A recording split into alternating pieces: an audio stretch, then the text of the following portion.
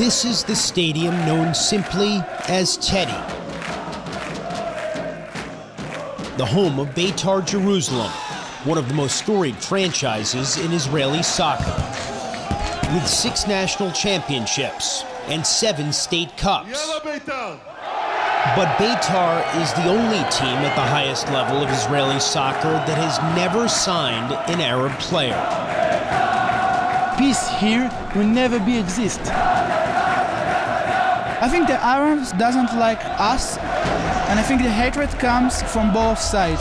Today, the team is associated more with intolerance. We hate him. And racism.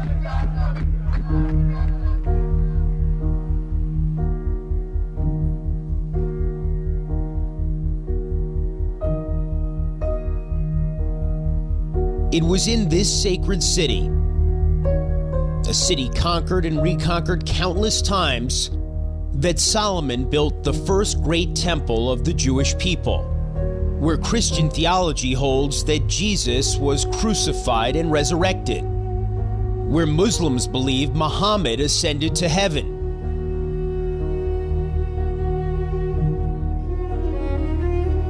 No other city in the world means so much to so many.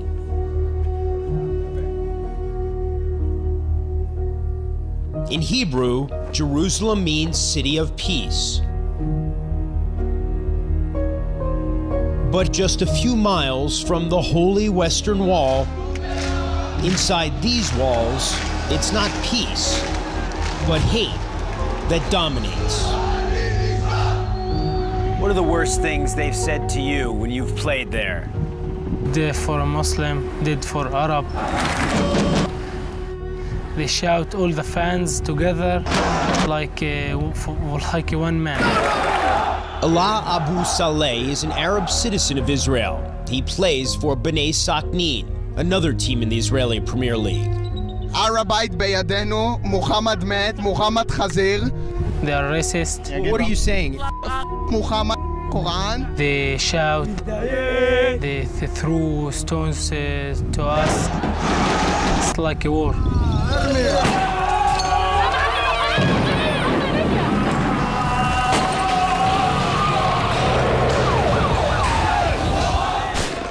This is a country that knows all too much about war, a country that's been fighting for its survival since its creation in 1948.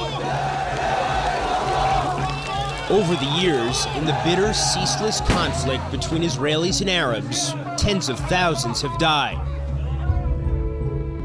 Meanwhile, 20% of Israel's population, 1.5 million people, are Arabs. For them, the situation is complicated. They're often caught in the middle,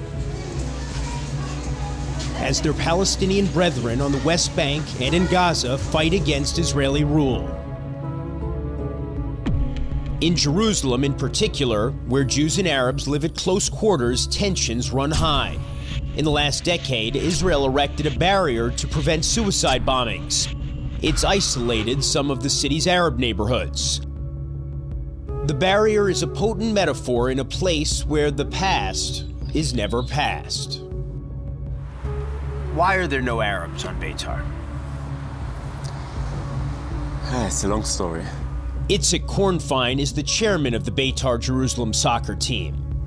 Recently, in Jerusalem, there are many difficulties between Arabs and Jews.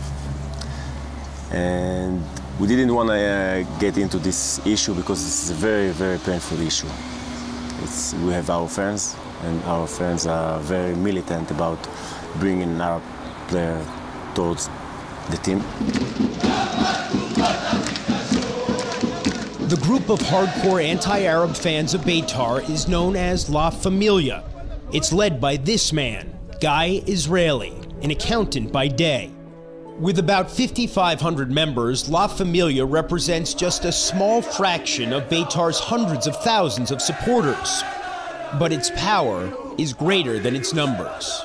Every team in the Israeli Premier League has had an Arab player, except us. Except Bitar. You're proud of that? Of course. Of course I'm proud of that. And it will be so all my life. And all the people, they come after me. We are special. All the other friends, what they special? What they have? We are special. Don't say we don't have Arabic people. Say you have Jewish people.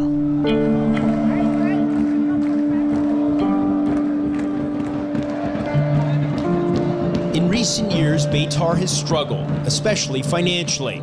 Sponsors and prospective owners have shied away, repelled by the racism in Teddy's stands.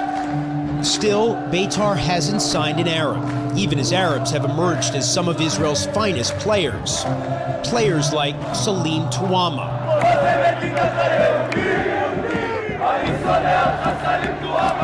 Touama was once a star for the Israeli national team, but at Teddy Stadium, he was just another Arab.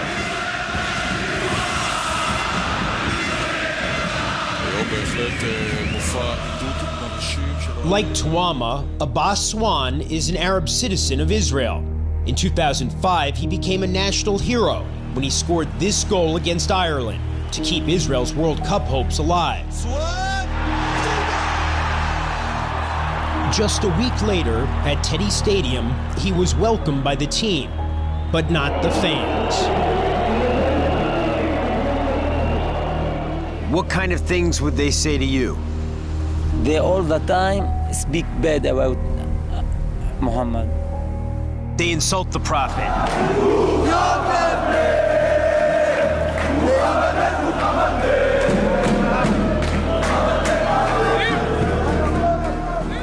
I ashamed when I listen to these things. I ashamed, and I don't want to go there to play against this team.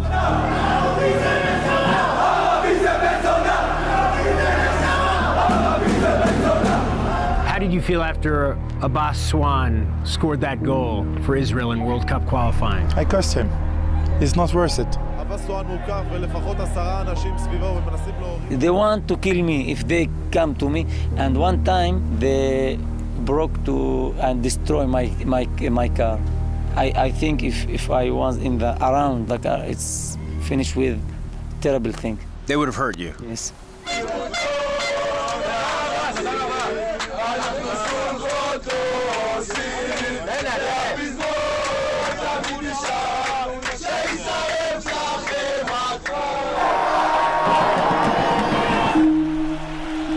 After Swan's goal against Ireland, one of the biggest moments in the annals of Israeli soccer, Beitar's owner reached out to him. He was trying to change the culture of the franchise, and there was talk that Swan would become Beitar's first Arab player.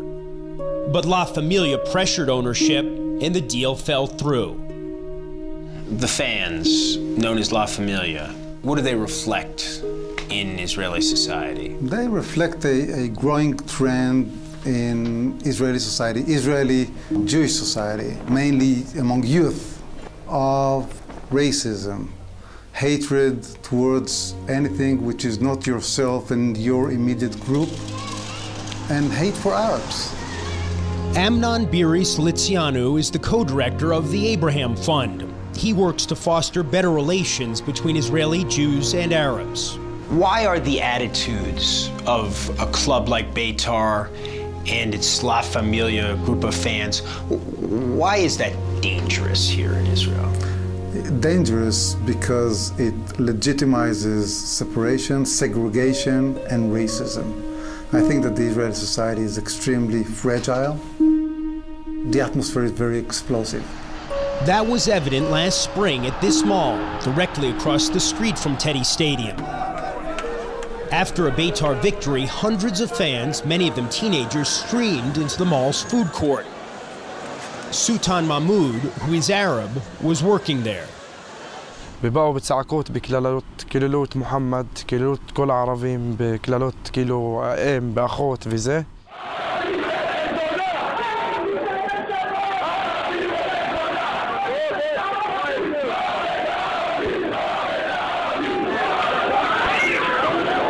כך ראו זה משהו באמת כאילו يعني עצבן אותי ברמה שהם מה עשו. יש הייתה שתי נשים עם כיסוי ראש והיה בעל איתם, כאילו, לא יודע, אח שלהם היה בחור איתם. אז כשהם עברות לידם, הם הראו עליהם A fight ensued, and Arab janitors held back the fans with broomsticks. Eventually, the police arrived and broke up the melee. 16 Beitar fans were detained, but none charged. Maybe the cursed woman, I don't see the spin on him. And maybe this is what started the fight, but we don't start to beat nobody.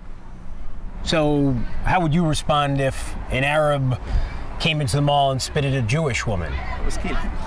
I was beat him. You'd kill him. I was, You'd no, beat him. I did not kill him, I was beat him. You not understand, peace here will never be exist. We hate him. Well, not if you have your way. We don't hate Arabs because they are Arabs people. We hate Arabs because they wanted to kill us. They are my enemy. If we will sit and wait for the fans to do it or to change their point of views or their mind, it will not happen for another 100 years. Ori Shiloh is the CEO of the Israel Football Association. The IFA has punished Beitar repeatedly for the behavior of its fans, imposing fines, deducting points in the standings. But Shiloh says he cannot compel Beitar to sign an Arab player. Ultimately, Beitar answers to you, though. The answers to us on a limited field. We cannot start, forcing our views to save sports for minorities. I don't think it happens anywhere, and we cannot do it. I don't think that legally we have the basis to do it. Why is it taking so long? I think that until now, nobody in the management in Beitar in the last few years and history-wise had the courage or the will to do it. Everybody who's involved in this football club, players, coaches, management, owner, we declare publicly and non-stop, we are not a racist club. Kornfein, Beitar's chairman, says he's trying to combat the racist elements at Teddy Stadium. For his efforts, he's received death threats from the team's most ardent fans, La Familia.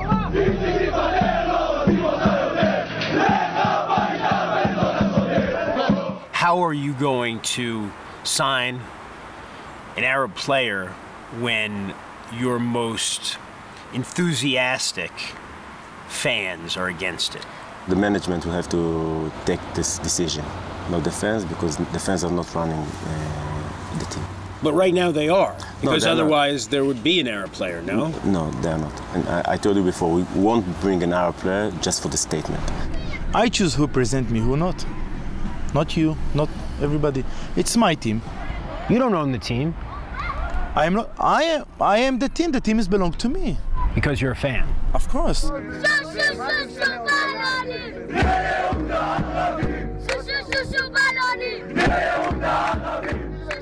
This scene was recently captured on video at a Beitar practice.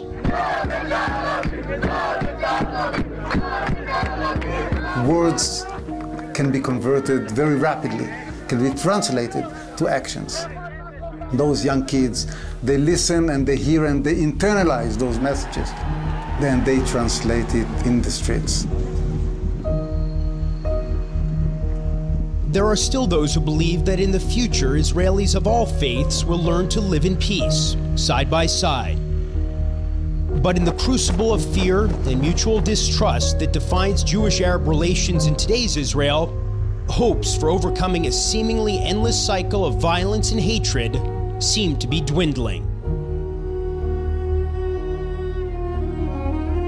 The right move to do on behalf of Beitar will be simply to reach out and recruit our players. It will be a great educational step. It will be a clear signal to their fans. Your philosophies, your thoughts are not acceptable. If we work a lot about sport, we can do something, we can change something. I hope that will be coexistence in our country.